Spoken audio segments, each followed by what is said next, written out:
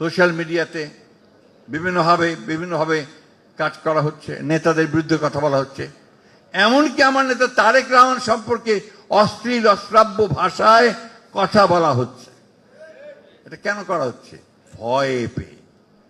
তারা ভয় পেয়েছে যে তারেক রহমান তো জাতীয় নেতা হিসেবে ও অলরেডি প্রতিষ্ঠিত হয়ে গেছেন, সুতরাং তিনি যদি ফিরে আসেন তাহলে তারা যাবে কোথায়।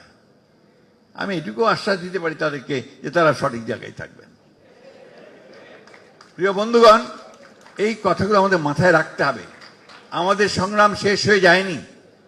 আমাদের যে শত্রু চতুর্দিকে, আমাদের শত্রু মানে কি? গণতন্ত্রের শত্রু, বিএনপির শত্রু না, মনে রাখবেন। BNP is democracy, BNP is freedom, BNP হচ্ছে উন্নয়ন, ডেভেলপমেন্ট। এই কথা মাথায় রাখবেন।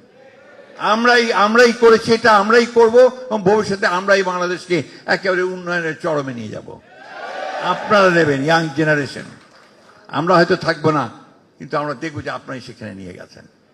আজকে ওই জন্যে এদের কোনো পাতা ফাঁদে আমরা পা দেব না। এরা ফাঁদ পাচ্ছে, আমাদেরকে প্রভোগ করছে যে আমরা যেন আমরা ঝাঁপিয়ে পড়ি, প্রতিবাদ করি, কনফ্রন্টেশন করি, এমন একটা অবস্থা তৈরি করি যেন গণতন্ত্রে উত্তরণটা ব্যাহত হয়।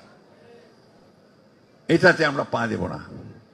আমরা অত্যন্ত ধৈর্যের সঙ্গে, সহনশীলতার সঙ্গে, শান্তির সঙ্গে আমরা আমাদের নেতার যে নির্দেশিত পথ, আমাদের নেত্রীর নির্দেশিত পথ, সেই পথ ধরে আমরা গণতন্ত্রের দিকে এগিয়ে যাব।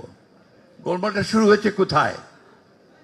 গোলমালটা শুরু হয়েছে যেই আপনার ফেব্রুয়ারিতে নির্বাচনের কথা ঠিক হলো লন্ডনে বসে, আমাদের চেয়ারম্যান তারেক রহমান সাহেব, অ্যাক্টিং চেয়ারম্যান তারেক রহমান সাহেব এবং চিফ অ্যাডভাইজারের মধ্যে বৈঠকের মধ্যে, তারপর থেকে এই গোলমালটা শুরু হয়েছে।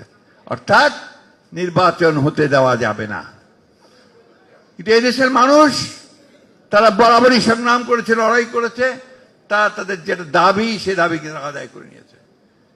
এবং এই নির্বাচনও অবশ্যই দেখবেন ওই আপনার ফেব্রুয়ারি মাসের যে ঘোষিত সময়, সেই সময়ের মধ্যে নিশ্চয়ই আপনার অনুষ্ঠিত হবে।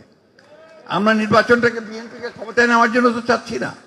আমরা চাচ্ছি যে বাংলাদেশে একটা গণতান্ত্রিক কাঠামো তৈরি হোক। আমরা চাচ্ছি মানুষ তার প্রতিনিধি নির্বাচিত করুক এবং তার জন্য সংস্কারের প্রতিটি ক্ষেত্রে আমরা কিন্তু প্রায় একমত হয়েছি। আজকে সেই জন্যই বলতে চাই আপনাদেরকে যে আপনারা ধৈর্য হারাবেন না, কখনোই উত্তেজিত হবেন না, প্রভোক্ত হবেন না, প্রভোক্ত হয়ে কখনো কোনো পাতা ফাঁদে পা দেবেন না।